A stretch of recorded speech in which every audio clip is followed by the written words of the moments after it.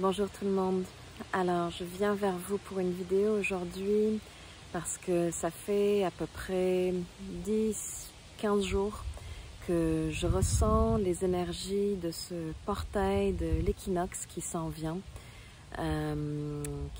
Donc lundi le 20 septembre, en même temps qu'une pleine lune en Poisson d'ailleurs. J'ai l'impression que cet équinoxe d'automne va être particulièrement puissant, que de façon un peu généralisée, collectivement, mais aussi dans nos vies individuelles et personnelles, il va y avoir des mises en situation, des mises en scène qui vont nous demander de laisser aller beaucoup de choses.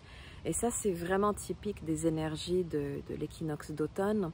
Quand on regarde la nature, c'est ce qu'elle fait. Elle se départit de ses feuilles, elle se départit de la majorité du vivant pour concentrer ses énergies dans les racines, dans le sol, pour ensuite rencontrer l'hiver et ce moment de jachère, de silence, d'immobilité, pour ensuite renaître au printemps. Mais c'est un peu ça qui nous est demandé aussi chaque année dans cette période-là, qu'on en soit conscient ou pas. C'est une période où les moments de bilan viennent s'imposer à nous, où on fait une rétrospective, un résumé de où est-ce qu'on en est un peu dans nos vies. Ça se fait un peu naturellement, c'est l'énergie du moment. Et à partir de ce bilan et de cette rétrospective, il y a des clartés, des choses qui s'imposent à notre conscience. Et là, on réalise, ok, il y a des choses qu'il faut que je laisse aller. Que ce soit des relations qui ne sont plus justes, que ce soit des projets, que ce soit un travail, que ce soit des idées, que ce soit des croyances, que ce soit des postures intérieures. C'est un moment où cette attitude et cette énergie de laisser aller ce qui n'est plus, laisser aller l'ancien, laisser aller ce qui n'est plus juste, vient s'exacerber. Et j'ai l'impression que, étant donné le contexte mondial, collectif, social dans lequel on est, ça vient se refléter encore plus fortement.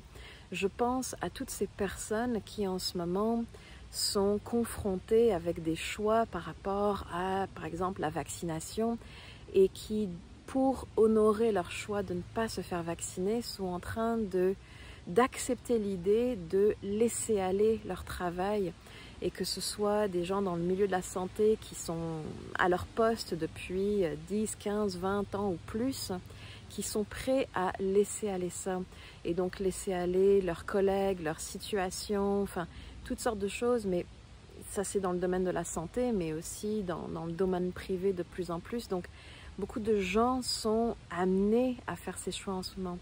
Je pense aussi à toutes les personnes que j'accompagne ou que je connais personnellement en ce moment, qui rencontrent des grosses remises en question par rapport à des relations personnelles, que ce soit des relations amoureuses ou amicales ou même familiales, avec tout ce qui se passe en ce moment. Beaucoup de personnes sont en train de faire le tri de ces relations et de laisser aller des relations importantes parce que ça se rejoint plus, parce que ça ne se comprend plus, parce que ça ne souhaite plus, ou ça n'est plus capable d'évoluer sur la même longueur d'onde. Donc beaucoup de situations, de relations, d'événements qui nous demandent en ce moment de laisser aller. Et ça, c'est extrêmement difficile parce qu'on a tendance à se tenir, à se maintenir, à saisir et à s'attacher aux gens qu'on aime, aux choses qu'on aime, qu'on a connues, surtout si ça fait longtemps. Et laisser aller tout ça nous amène forcément dans une énergie de deuil, nous demande de rencontrer ça. Et on n'est pas très habilité à rencontrer le deuil dans notre société, à vraiment être avec la tristesse, le vide, le manque, la fin, la clôture que le deuil nous amène à vivre. Et cette pleine lune, d'ailleurs, en poisson, se situe dans le dernier degré du poisson. Et ce que ça veut dire, c'est que c'est une pleine lune qui, elle aussi, vient exacerber cette notion de clôture. Et ce que je vois aussi dans ces énergies, c'est que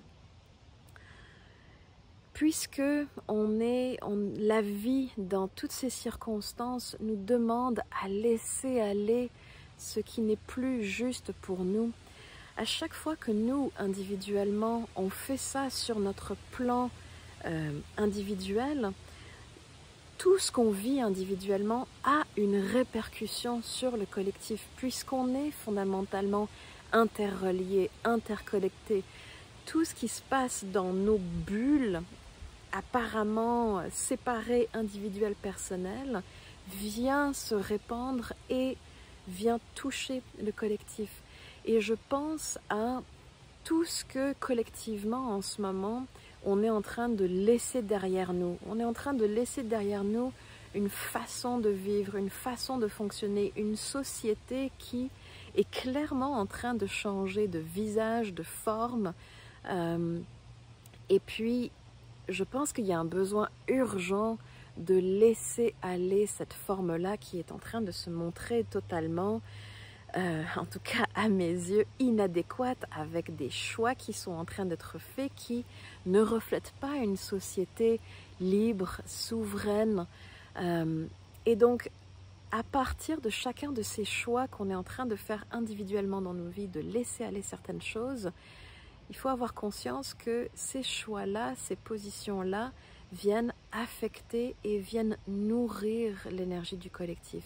Donc tout ce qu'on laisse aller, toute cette énergie-là vient servir le collectif qui peut, lui, à son tour, laisser aller des structures de l'ancien, des modes de vie de l'ancien, des façons d'être et d'approcher les choses de l'ancien pour faire de la place, pour ouvrir davantage et à partir de là d'accueillir le nouveau, le renouveau.